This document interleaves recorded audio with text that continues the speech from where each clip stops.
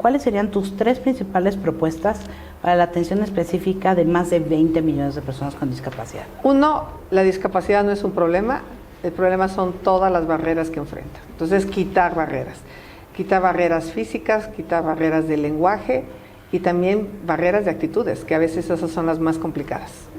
La segunda, pues obviamente una educación. Lo que yo he aprendido todo este tiempo es que la educación que necesitamos tiene que ser muy focalizada. Cada comunidad tiene necesidades específicas. Niños sordos reclaman tener una atención muy específica porque si lo vemos en una escuela pública general no están logrando aprender español. Los niños ciegos, pues obviamente ellos sí podrían estar en una escuela más regular, más incluyente, diría yo. Y una comunidad muy específica son los niños con autismo, porque hay diferentes niveles de autismo. Entonces, lo primero que tenemos que es como detectar que se tiene autismo, qué nivel, y ahí me gusta mucho trabajar con el municipio en una educación para niños con autismo, porque cuando el autismo es muy complicado, pues se requiere una atención diferente. Entonces, como te das cuenta, y niños con síndrome de Down pueden ir a una escuela mucho más incluyente. Creo que en ese caso hay más conocimiento del tema. Entonces, educación. Y tercer tema, trabajo. El día que una persona con discapacidad tenga un trabajo igual de pagado que una persona sin discapacidad, entonces vamos a decir que hemos llegado a una verdadera igualdad. Entonces, te diría yo, inclusión, quitar barreras. 2, educación, trabajo, salud también. Ok. El Consejo Nacional para la Inclusión de Personas con Discapacidad, el CONADIS, no ha publicado su programa nacional a la fecha ni se ha designado desde 2018 una persona titular que lo dirijas. De llegar a la presidencia, ¿cuál sería el futuro de CONADIS? Pues yo fortalecería ambas instituciones, la CONAPRED, creo que ahora es COPRED, y el CONADIS. Definitivamente, como presidenta, el tema de las personas con discapacidad será una prioridad importante y tiene que estar dentro de pues estas facultades que tiene el presidente de reunirse en los consejos o en las juntas de gobierno, donde realmente tú participes en la toma de decisiones de políticas públicas. Este es uno que me preocupa mucho, las personas con discapacidad. Otro son las víctimas, que también pareciera que están súper abandonados. Y esas instituciones hay que fortalecerlas, pero sobre todo que la presidenta las presida, para que realmente se muevan los secretarios y haya acciones específicas. Así es, la Ley General para la Inclusión de Personas con Discapacidad establece responsabilidades para todas las secretarías. ¿Tú encabezarías esas reuniones entonces? Yo encabezaría para hacer una política de transversalidad, lo logré con pueblos indígenas y la verdad es que fue muy exitosa. Hay que hacerlo para las personas con discapacidad con esa fuerza, con la fuerza de la presidenta. Ok. Según el compendio estadístico del sector no lucrativo de CEMEFI, de las más de 48,000 organizaciones de la sociedad civil que existen en el país, un tercio, 27.9, trabajan con y para personas con discapacidad. Un tercio. ¿Cómo será la relación con ellos y con ellas, con la sociedad civil? Pues volver a confiar en la sociedad civil. Este gobierno lo que hizo fue hacerlas a un lado, diciendo que eran corruptas, que no hacían un trabajo. No, hombre, hacen un trabajo impresionante, porque a diferencia de lo que hace el gobierno, estas organizaciones le ponen corazón. Muchas de la iglesia, tanto de la iglesia católica, protestante, evangélica, en fin, cristiana. De la comunidad judía también. La comunidad judía. Y ellos, como estamos en un estado laico, pues no quieres reconocer, dándoles la posibilidad de deducir ese recurso que te dan.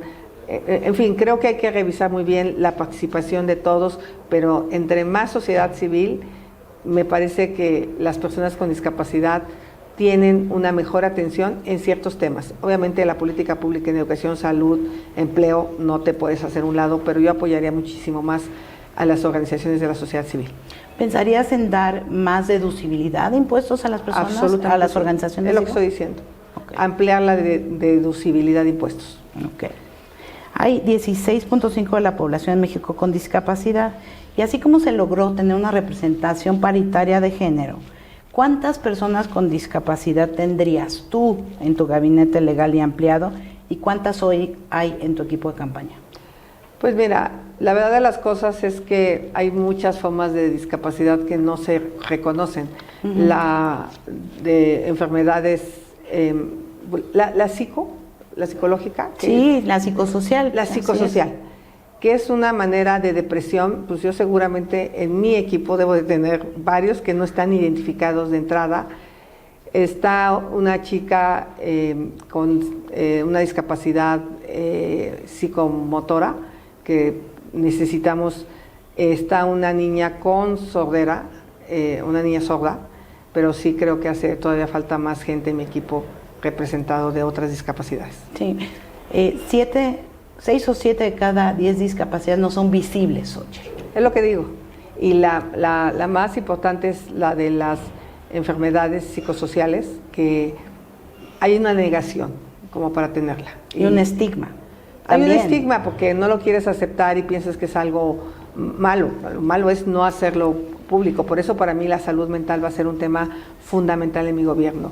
Consultas por internet para muchísimos jóvenes que lo demandaron, y a mí me impresionó muchísimo que en un evento que tuve en una universidad privada, de 600 preguntas, 300 tenían que ver con salud emocional. Impresionante. Entonces sí es un tema. ¿Alguien en tu gabinete? Sí, por supuesto. Con discapacidad. Va a haber una persona con discapacidad en mi gabinete, no hay duda. Ok. Además de las pensiones. Pero que no sea ante estas discapacidades como las que están con algunos diputados. Te sientas un día en la silla de ruedas y ya eres una persona con discapacidad. Creo que eso también es una tomada de pelo. Así es, hay candidatos impostores, Xochitl. Totalmente, totalmente. Eso es patético. No, tiene que ser alguien que realmente viva todos los días lo que significa la discapacidad. Ok.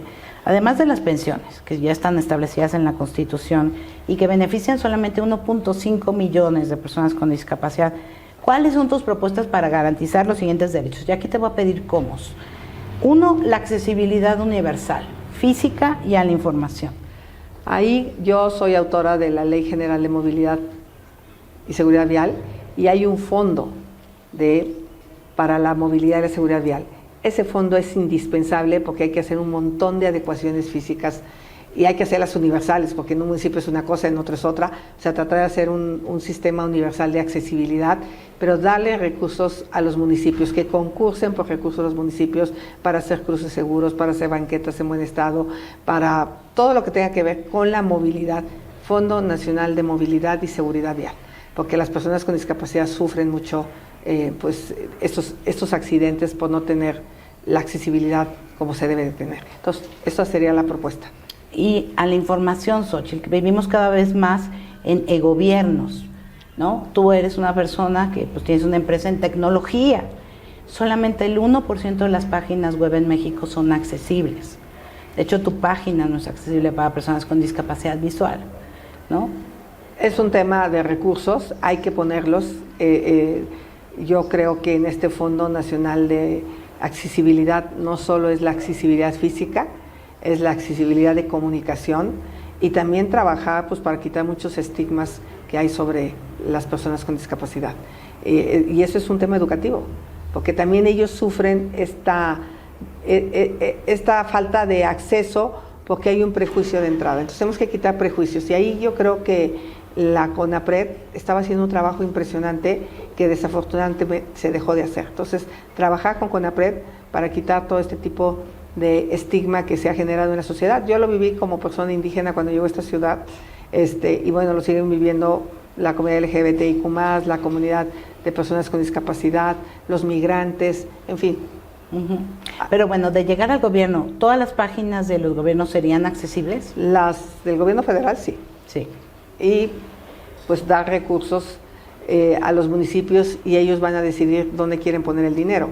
Puede ser en accesibilidad física o tecnológica, pero todas son necesarias. Entonces, lo importante es empezar a avanzar. Y quizá la más importante en un principio, la más sencilla, es la tecnológica, la que menos dinero te puede costar. La física pues tiene que ser miles de banquetas, miles de rampas, miles de cruces, pero la tecnológica creo que podríamos poner un monto 80-20 a lo mejor. 80-20. 80-20 la infraestructura física, que es la más cara, y un 20% tecnológica, pero ya ir etiquetado desde un principio. ¿informarías tú siempre con un intérprete en lengua de señas mexicanas de ganar? Sí. Okay. Ahora, hablemos de inclusión laboral. Ya nos dijiste que lo impulsarías como uno de tus 3, pero ¿cómo, Xochitl? ¿A través de una cuota? ¿A través de deducciones fiscales? Lo primero es la preparación de las personas con discapacidad. O sea, que no lo vean como capacitista, ¿no? O sea, como, ay, pues sí, pobrecitos, les vamos a dar un espacio. No, que realmente las empresas sepan que las personas con discapacidad tienen talentos y capacidades al igual que una persona que no sufre discapacidad. Entonces eso para mí sería lo más importante, pero bueno, acompañado de incentivos fiscales. Por lo tanto, mi trabajo sería lograr esas capacidades de las personas que tienen discapacidad para que no haya ningún pero de que, bueno, pues no tienes el mismo talento, no, en igualdad de circunstancias estoy igual, lo único que pasa es que no puedo caminar, pero mi talento, mi capacidad física, mental, pues es plena. Y sí dar incentivos fiscales para que las empresas lo hagan de una manera más rápida. Y yo estoy segura que cuando las empresas descubran el talento que hay, ellas mismas van a demandar más personas con discapacidad en ciertas áreas. ¿Qué incentivos fiscales? ¿De qué manera? Pues en la nómina, seguramente en el ISR, dependiendo del número de personas que haya con alguna discapacidad también, que sea aprobada, que no vayan a usar esto para hacer trampa. Y ahí es donde las organizaciones de la sociedad civil pueden participar de manera plena. A mí me encantaría muchísimo que las organizaciones pudieran hacer este tipo de verificación de que las empresas realmente están cumpliendo. ¿Qué porcentaje? ¿Tienes calculado algún porcentaje de deducibilidad del impuesto sobre la nómina del ISR? Pues mira, podría ser sobre el impuesto de la nómina, por ejemplo, de entrada podríamos subir el monto de las personas con discapacidad para que no paguen ISR. Esa sería una buena opción. Que no paguen, cero. No, ahorita no van a pagar a partir de 15,000 pesos hacia abajo. Pero podríamos pensar que las personas con discapacidad que ganen menos de 20,000 pesos no paguen ISR, por ejemplo. ¿Y sobre la nómina? Y sobre la nómina le toca a la ciudad, a los gobiernos locales. Okay. Ellos lo tendrían que hacer. A mí solo me tocaría el ISR de las empresas. Ok. Ya trazaste un poco lo de educación inclusiva, Xochitl. Pero ¿cómo desatorar? La mitad de las personas con discapacidad en edad escolar no van a la escuela, a ningún tipo de escuela. Primero, sí tenemos que hacer un trabajo con las familias. Obligar a las familias a que manden a sus hijos a escuelas. El tema es que, ¿a qué escuelas? Te digo, me he encontrado muchos casos de autismo donde mandan a sus hijos a las escuelas y se los acaban regresando a casa porque le dicen aquí no es guardería. Porque no son las escuelas que se deben de tener para personas con autismo. Entonces es muy fácil decirle a los papás, mándala, sí, pero ¿a dónde? Entonces hay que hacer una red escolar importante como una política pública para que los papás puedan mandar a sus hijos aquí. Las mismas estancias infantiles tienen que estar totalmente adaptadas para niños con discapacidad. Tienes que ponerle recursos a los SECAM, que hoy se los has quitado, y yo veo a los SECAM como un complemento educativo por la tarde. Para los niños, a lo mejor los niños con sordera podrían ir a las escuelas regulares y por la tarde podrían tomar clases de español en estos SECAMs que hoy están muy abandonados. Creo que antes de atreverme a dar una respuesta concreta, yo haría un trabajo con las organizaciones de la sociedad civil y diseñaríamos la estrategia educativa para personas con discapacidad, pero la voluntad la hay. La voluntad de que haya recursos públicos para este tema, toda.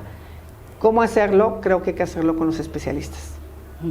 Y que incluye educación superior, ¿cierto? Porque todo el mundo dice niños con discapacidad, pero también hay aquellos que ya saltaron esa barrera y no pueden entrar. Me encantó estar en la UDG, por ejemplo, donde hay todo un tema de inclusión para estudiantes de educación superior. Pero hay que darle recursos a las universidades, porque sí te requiere un esfuerzo adicional por parte de las universidades para hacer esto.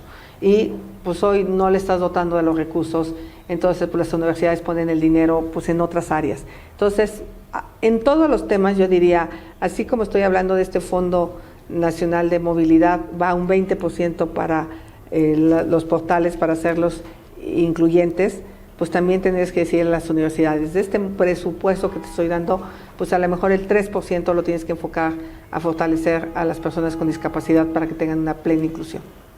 Acceso a la justicia, Xóchitl. Si cuesta trabajo que cualquier mexicano o mexicana acceda a la justicia, las personas con discapacidad más, por falta de instalaciones accesibles, pero también de sensibilización de los procuradores de justicia, de toda la cadena de justicia, falta de intérpretes en lengua de señas mexicana, de ajustes razonables. En general, el tema de la violencia va a ser un tema para mí importantísimo. La manera que voy a atender el tema de la violencia va a ser en el orden municipal. Por eso para mí es muy importante las policías municipales. Cuando tú hiciste policías estatales, de aquí a que llega un policía estatal a atender un tema de violencia de una mujer, no hombre, va a tardar horas. Entonces, todos los alcaldes voy a tener un esquema nuevamente de módulos de atención a la violencia hacia las mujeres. Y ahí mismo tiene que haber una atención a las personas con discapacidad. No es lo mismo una persona que es sorda, una persona que es ciega, una persona que tiene autismo intelectual, cómo enfrenta la violencia que una persona que no la tiene. Entonces tiene que haber en ese equipo del alcalde personas que tengan esa especialización para atender la violencia en personas con discapacidad. Yo vivo muy de cerca el tema de la discapacidad auditiva o de sordera con los 2 nietos de mi trabajador del hogar, y nos preocupa mucho su nieta de 18 años. Nos preocupa mucho cómo enfrenta la violencia en el transporte público, y pues le tenemos que estar dando cierta educación muy específica a ella de qué cosas no debe de aceptar en el transporte público como persona sorda. Híjole, es un trabajo bien dedicado que tendríamos que hacer en los municipios con los alcaldes, pero yo creo que es en los municipios y tienes que etiquetarle recursos a los municipios para temas de violencia, pero específicamente para temas de violencia a mujeres indígenas y personas con discapacidad, porque se tienen que abordar de una manera distinta. Claro, pero también el resto del acceso a la justicia, ¿no? De llegar a la... bueno, eso es para prevenir. Sí. Y luego, ya en caso de que haya sido violentada, tenemos que tener un acompañamiento con abogadas, con médicas legistas, con psicólogas, con trabajadoras sociales para que tengan acceso a la justicia. Y acceso a la justicia no solamente por violencia, sino por cualquier otra cosa, ¿no? Bueno, ahora vamos al tema de la justicia en general, pues es tener acceso a salud, acceso a educación, acceso a un empleo, acceso pues a tus derechos. Yo me supongo que cuando hablas de justicia es el ejercicio pleno de todos tus derechos como ser humano. Así es. Y bueno, ya contestaste un poco la atención para mujeres e infancias con discapacidad, pero son los más vulnerables. Por supuesto, y yo me llegué a enterar de casos terribles en regiones marginadas, donde tener un niño con discapacidad volvió un problema para la familia, para moverse, por ejemplo, en la zona tarahumara, las personas tienen que caminar horas cuando pasan del verano al invierno. ¿Por qué? Porque el verano es caliente y el invierno es frío. Imagínate cómo mover un niño con discapacidad en la sierra, en la montaña. Entonces es muy, muy complicado. Tenemos que empezar a pensar en espacios accesibles para estas personas. La pregunta concreta sería la atención a mujeres y niños con discapacidad. No solamente en temas de violencia, sino, por ejemplo, le pongo un ejemplo. Acceso a sus derechos sexuales y reproductivos, Xóchitl. Se niega, se piensa que las mujeres con discapacidad no son madres y no tienen sexo, Xóchitl. No, bueno, pues es que eso debe ser parte del trabajo educativo. Tiene que haber una formación educativa en todo el tema de la sexualidad. Yo te voy a contar una historia que quizás es de las cosas que a mí más me han impactado en mi vida. Una niña cuadraplégica, una joven cuadraplégica, que había sido violada por su padrastro con un bebé al lado. Y la niña no podía hablar, no podía comunicarse, pero sí había sido mamá. Claro. O sea, ¿cómo pudo haber alguien que no anticipara que esa niña podía embarazarse y protegerla? Me supongo que a eso te refieres. Sí. Tenemos que proteger, tenemos que educar, tenemos que entender estas realidades que son distintas y acompañar. Para mí, el Sistema Nacional de Cuidados es la clave de una política diferenciada. No solo estancias infantiles, escuelas de tiempo completo, todo un sistema de cuidados para niños y personas con discapacidad, diferente, especial. Y también hay que diseñarlo con los especialistas. ¿Qué tenemos que hacer en materia de cada una de las discapacidades y cómo las vamos a atender? Eso implica un enorme gasto público. Yo sé que lo estoy diciendo con toda la responsabilidad del mundo, porque van a decir de dónde va a salir el dinero. Pero yo le preguntaría a los mexicanos, ¿quieren poner su dinero en una refinería o en personas? Yo lo quiero poner en personas. ¿Quieren poner su dinero en una obra faraónica de un tren o en las personas con discapacidad? Yo lo pongo en las personas con discapacidad, en los niños, en las mujeres, en la prevención de la violencia. Mi política pública va a ser la salud pública, la seguridad pública. Para mí esto va a ser la prioridad, no las obras faraónicas. De una vez lo anticipo porque todo esto que estoy planteando requiere recursos. Y hoy lo que no se ha puesto son los recursos en estos temas. No se ven como prioritarios. Yo sí los voy a ver como prioritarios. También las personas mayores, Xochitl. Las personas mayores, muchas de ellas tienen discapacidad y todos vamos hacia la discapacidad por vivir cada vez más años. Y también hay que plantearse un sistema no solo de cuidados, sino de apoyos. Yo no me imagino a Xochitl siendo una persona mayor diciendo que te digan cómo te van a cuidar. Tú algo tendrás que decir al respecto de cómo quieres que esto sea, ¿no? Yo creo que la participación siempre de todas las personas en la toma de decisiones pues, es absoluta, hay que escuchar. Lo primero que tenemos que hacer es escuchar. Yo en mi discurso del domingo decía, no voy a ser una mujer que va a hablar. Soy una mujer que va a escuchar y entonces resolver. Entonces, en el tema, yo entiendo la discapacidad como algo que te sucede cuando empiezas a tener barreras, ¿no? Entonces tú hoy puedes ser una persona que se desplaza, yo subo o bajo, pero en el momento en que tengo un problema de cadera, pues ya me volví una persona con discapacidad, porque mi primera barrera va a ser cómo me desplazo, y eso es todo un tema. Los adultos mayores, pues obviamente yo he pensado en un sistema de cuidados distinto, casas de día, donde tú puedas llegar y decidir si quieres hacer actividades físicas porque no tienes ningún problema de una discapacidad, o puedes pasar el día leyendo o teniendo música. O sea, creo que estas escuelas de la vida que tenemos en la Miguel Hidalgo, en la Universidad de la Vida, es algo muy interesante. Pero también estos centros de rehabilitación locales, que son una maravilla, porque no son centros de rehabilitación que te queden a 20 kilómetros, sino que estén prácticamente en tu colonia, porque la principal problema de los adultos mayores son las fracturas de cadera.